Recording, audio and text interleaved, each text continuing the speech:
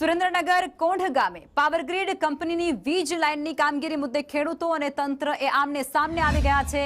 ખેતરોમાં વીજપોલ નાખવા માટે કંપનીના અધિકારીઓ પોલીસ કાફલા સાથે પહોંચતાની સાથે જ ખેડૂતોએ પણ ઉગ્ર વિરોધ કર્યો। ખેડૂતોનો આરોપ કંઈક એવો છે કે ઉપજાઉ જમીનમાં વીજ લાઇન પસાર થવાથી ખેતીને વ્યાપક નુકસાન થશે અને જમીનના ભાવ ઘટી જશે। યોગ્ય વળતર અને લેખિત ખાતરીથી માંગ સાથે શરૂ થયેલો આ વિરોધ એટલો ઉગ્ર બન્યો કે સ્થિતિને કાબૂમાં લેવા માટે પોલીસ કાફલો તૈનાત કરવો પડ્યો।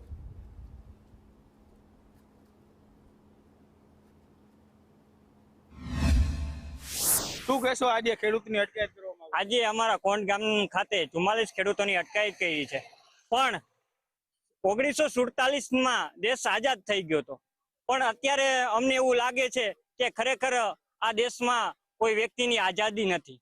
અમારું ખેતર અને અમારા છાતી ઉપર થાંભલો આવે છે, અમારા આવનારા ભવિષ્યમાં જે બાળકોને ભણાવવા હોય ગણાવવા હોય, અમે એવી રીતના કીધું અમને વળતર વધારો આપો।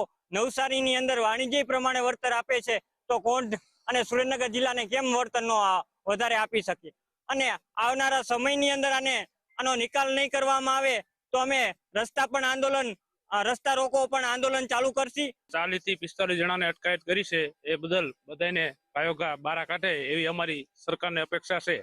શાહરૂખ સિપાઈ, સંદેશ ન્યૂઝ, સુરેન્દ્રનગર।